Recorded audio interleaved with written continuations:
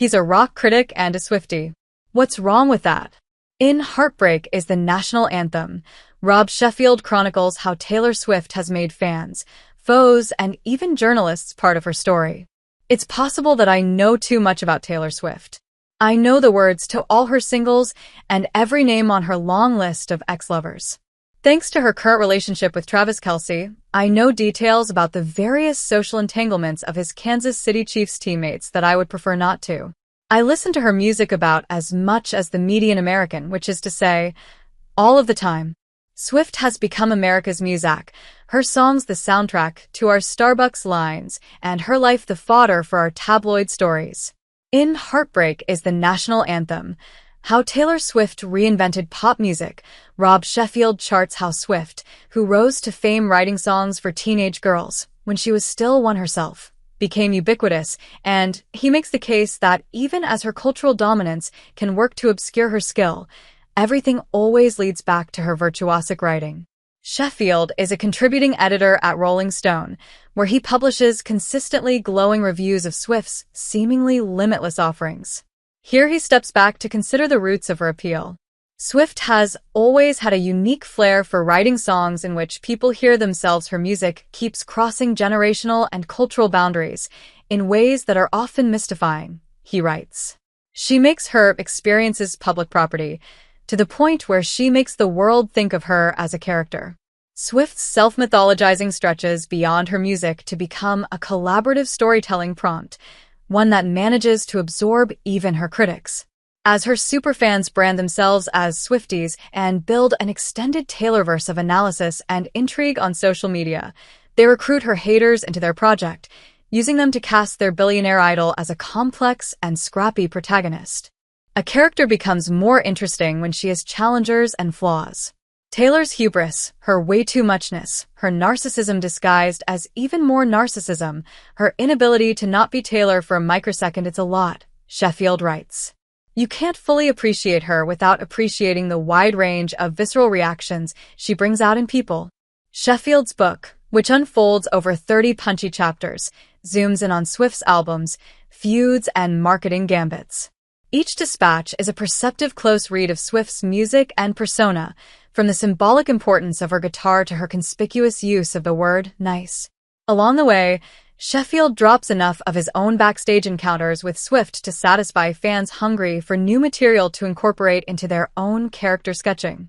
Taylor Swift is a pop phenomenon so big, rich, prolific, and long-reigning, she hardly needs defending at this point.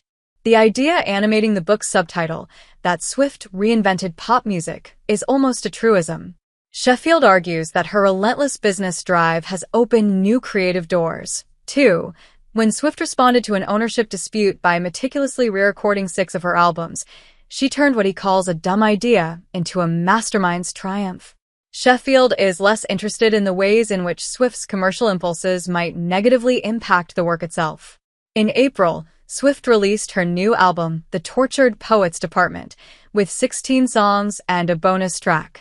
2 hours later, she dropped 14 more songs in an expanded album, The Tortured Poets Department, the anthology.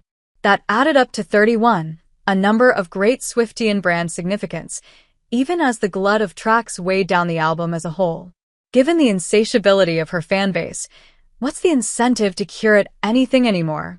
Swift easily broke Spotify's record for the most album streams in a single day. Sheffield writes that Swift reinvented pop in the fangirl's image, and while he's not a fangirl himself, he has long cultivated an interest in the cultural interests and contributions of girls.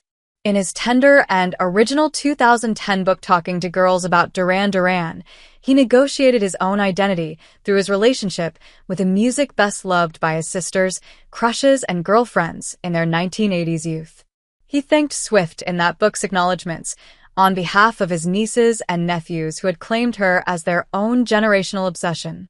Sheffield came to Swift at middle age, and I wanted to know more about what drives this 6'5" dude who is so unrivaled in his decades-long attention that when he went to the bathroom at a 2011 show, he found the men's room so sparklingly clean, you could eat breakfast out of the sink.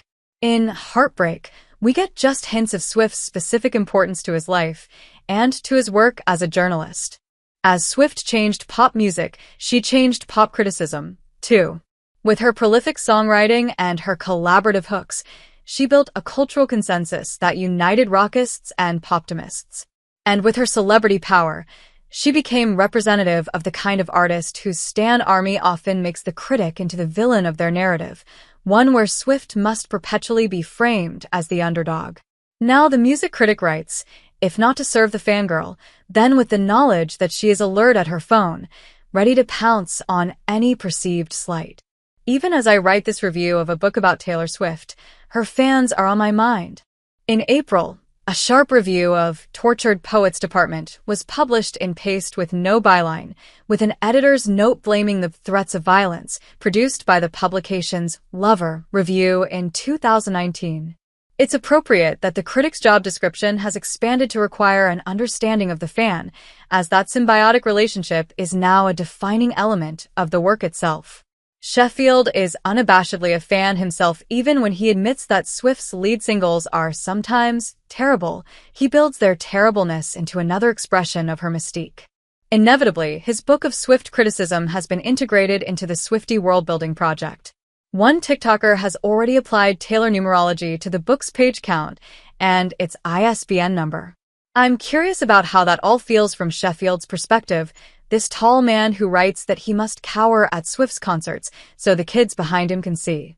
I guess that's confirmation that I'm not a real Swiftie, that there's another character I'm interested in beyond the woman we know all too well.